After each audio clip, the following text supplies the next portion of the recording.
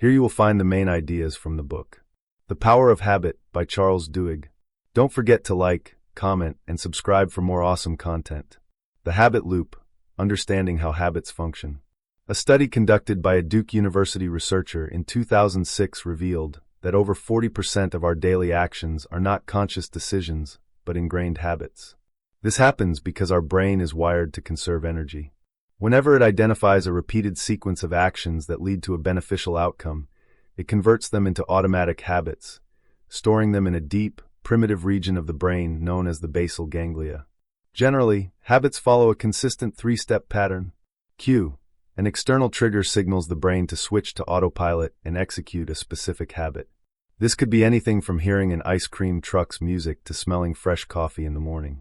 Routine. This is the actual behavior, whether it's something you want to change, like nail biting, or reinforce, like choosing stairs over an elevator. Reward.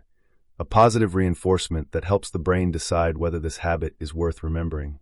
Rewards vary from a sweet treat to an episode of a favorite show. The craving brain. What fuels habits?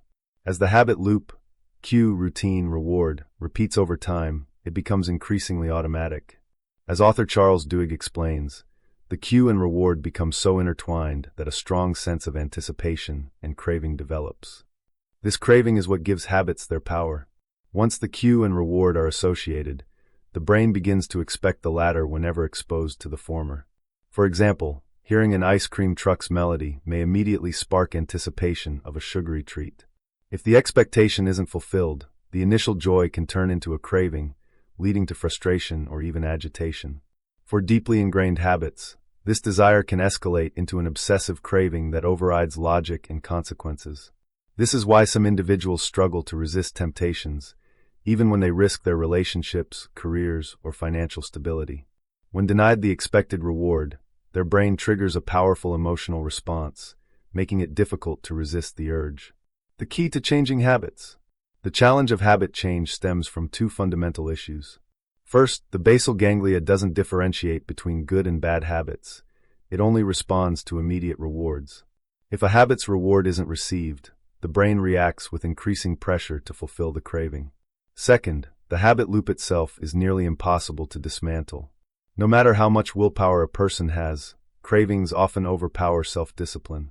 Trying to break a habit by force is like pulling apart strong magnets. Eventually, exhaustion sets in, and old behaviors resurface. The good news? While habits can't be erased, they can be reshaped. The solution lies in the golden rule of habit change.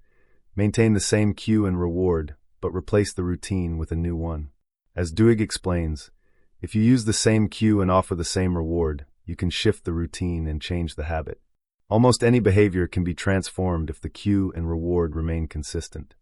This principle has been applied successfully in treatments for addiction, compulsive behaviors, and other habit-related challenges. A four-step strategy for habit change. Although altering habits requires dedication and patience, the golden rule makes it possible. While there is no universal method for change, the following four-step approach serves as a practical starting point. Identify the routine. Since the routine is the most visible part of a habit, recognizing it is the easiest step. For instance, Duhigg identified his habit of visiting the cafeteria daily for a chocolate chip cookie, which contributed to weight gain. Your routine might involve smoking, procrastinating, or binge-watching TV. Experiment with rewards. Understanding the underlying craving is crucial. Often, cravings are difficult to identify in the moment. To determine the true cause of his habit, Duhigg tested different rewards: eating a cookie elsewhere, substituting it with fruit, or simply chatting with colleagues. Each time, he noted his thoughts and feelings afterward to pinpoint what truly satisfied his craving. By doing so, he discovered that his habit was less about the cookie and more about seeking a break from work. Isolate the cue. Almost all cues fall into 5 categories: location, time, emotional state, people around, and the action preceding the habit. By tracking these factors whenever he craved a cookie, Duhigg found that his urge consistently appeared around 3:30 p.m., confirming that the cue was time-based. Develop a plan. With the cue and reward identified, the next step is modifying the routine. Duhigg's solution was simple. Instead of grabbing a cookie, he would take a break by chatting with a friend at 3:30 p.m. He even set a reminder to reinforce the new routine. Over time, this replacement strategy worked, as the brain still received its expected reward, a break from work, without the unhealthy behavior. The role of belief in lasting habit change. Replacing a habit is an effective strategy, but it has one limitation: it often fails under high stress. When life becomes overwhelming, such as during personal crises, people tend to revert to their old routines. To make habit change permanent, more than willpower is needed. There must be belief, the conviction that transformation is possible, even in difficult times. This concept is central to addiction recovery programs like Alcoholics Anonymous, AA, which emphasizes belief in a higher power.